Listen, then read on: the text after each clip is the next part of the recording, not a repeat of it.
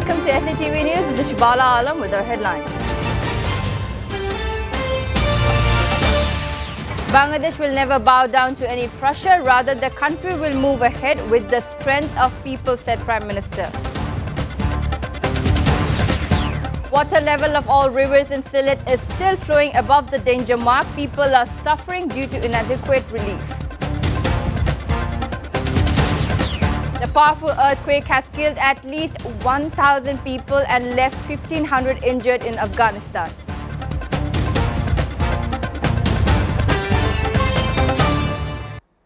Prime Minister Sheikh Hasina on Wednesday expressed her firm conviction that Bangladesh will never bow down to any pressure. Rather, the country will move ahead with the strength of the people. The Prime Minister made this remark at a press conference at the Shapla Hall in the Prime Minister's office in Dhaka. She said that some people of the country did chorus dance with their words, but Bangladesh would continue its forward marching with its own confidence and the strength of the people. The government is doing all it can to the flood-affected people of the country. Prime Minister Sheikh Hasina said that she was addressing a media call at the Prime Minister's office in Dhaka on Wednesday. The authorities were doing everything they needed to do in the flood areas, from rescue work to relief distribution, the Prime Minister added.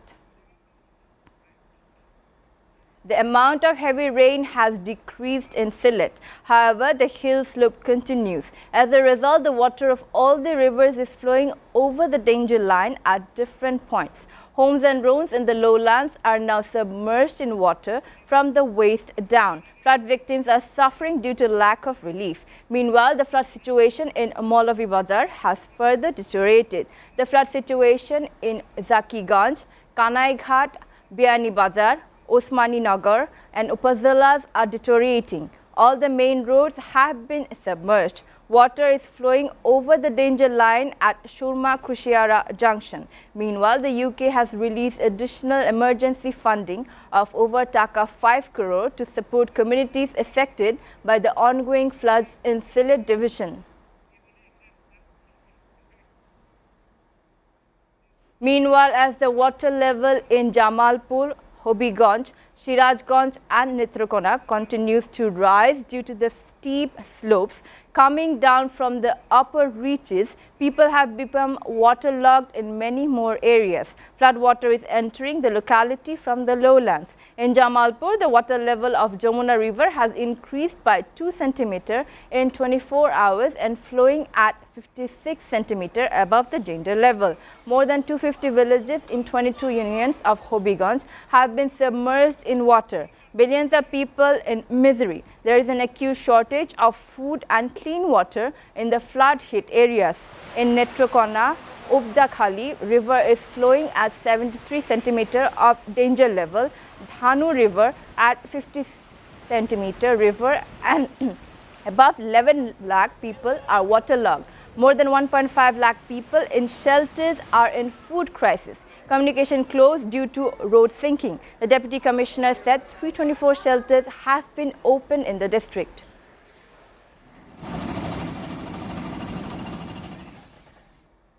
The government on Wednesday invited 7 leaders of opposition Bangladesh Nationalist Party to join the Podda Bridge inaugural ceremony scheduled to be held on June 25th.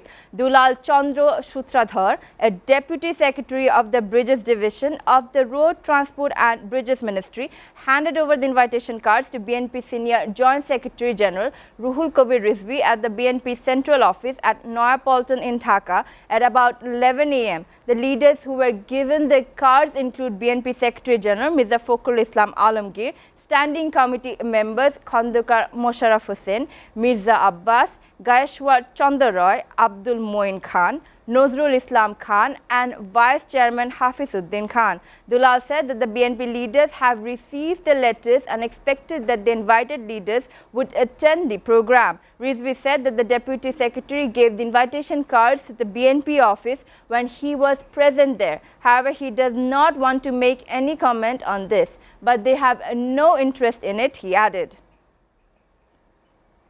The Trading Corporation of Bangladesh (TCB) has resumed open market sale (OMS) of essential commodities at subsidized rates across the country today ahead of Eid al-Adha.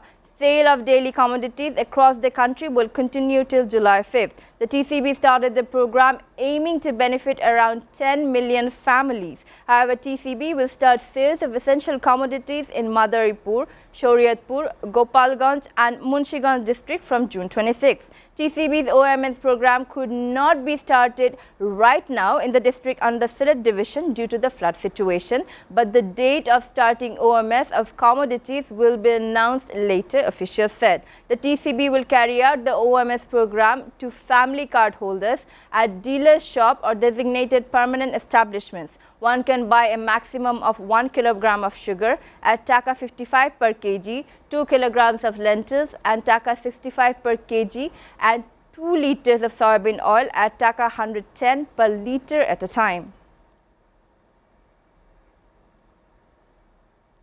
Japanese ambassador in Dhaka, Naoki Ito, has said that its country is keen to seize the opportunity to join Bangladesh's government ongoing construction efforts of second Podda Bridge while the first one was built due to Prime Minister Sheikh Hasina's far-sighted vision and political acuteness. The envoy said that right now the Japanese government's position is we should seize the opportunity to offer our cooperation in building the second Podda Bridge to the government of Bangladesh. The second Podda Bridge will be a reality, he said. Ito also said whenever there is a possible participation to the quality infrastructure in Bangladesh, Tokyo remained ready to provide good technology while Japan so far provided assistance to build 134 small and large bridges all over Bangladesh. The Podda Bridge is a wonderful milestone of the development journey of Bangladesh as it has been done on its own initiative and funding, he said,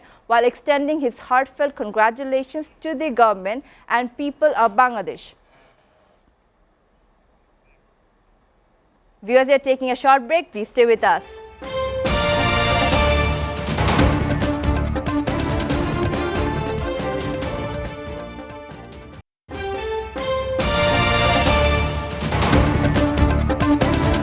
Welcome back. You're watching SATV News.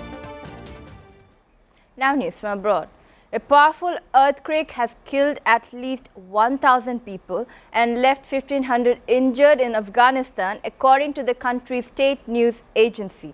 Pictures show landslides and ruined homes in eastern Paktika province, where rescuers are scrambling to treat the injured. In remote areas, helicopters have been ferrying victims to hospitals. Sources said the death toll was likely to rise, adding more than 600 people were injured.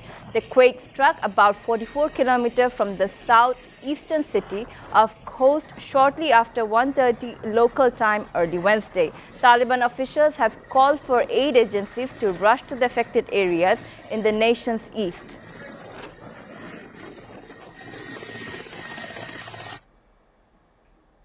Washington has decided to ban the use of anti-personnel landmines in military in conflicts around the world, with the exception of the Korean Peninsula. The White House said in a statement on Tuesday that the U.S. is joining the vast majority of countries around the world in limiting the use of the devices that are buried underground or scattered on the surface. It further explained that they have a disproportionate impact on civilians long after combat has added. The move follows years of criticism by human rights groups that claim that U.S. has refused to adopt an international treaty banning the use of such deadly explosives. The move is reversal of Trump-era policy from 2020, which allowed the country's military commanders to use landmines in combat.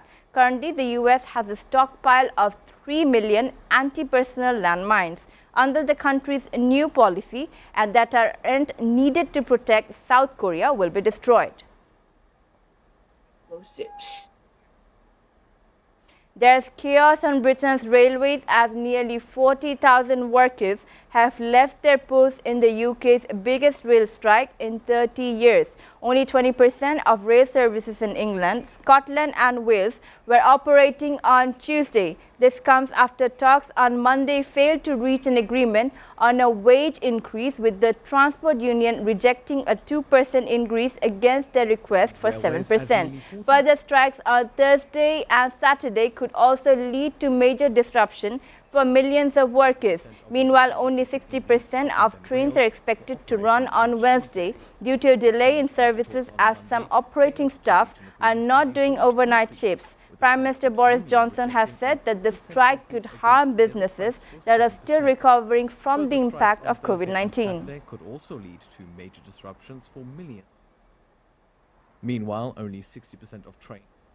The editor of one of Russia's last independent newspaper has auctioned off his 2021 Nobel Peace Prize for a record of $103.5 million. Taking place in New York, the Monday auction broke the previous record price paid for a Nobel Peace Prize, which was $4.76 million back in 2014. Proceeds from Monday's sale are going to UNICEF to benefit children displaced by the Ukraine war.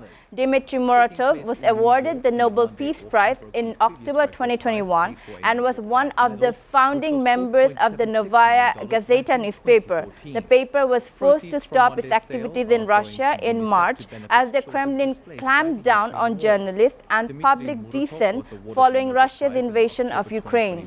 And was one of the founding members of the Novaya. Before ending, we go through the headlines again. Bangladesh will never bow down to any pressure. Rather, the country will move ahead with the strength of people, said Prime Minister. Water level of all the rivers in Sylhet is still flowing above the danger mark. People are suffering due to inadequate relief. A powerful earthquake has killed at least 920 people and left hundreds more injured in Afghanistan.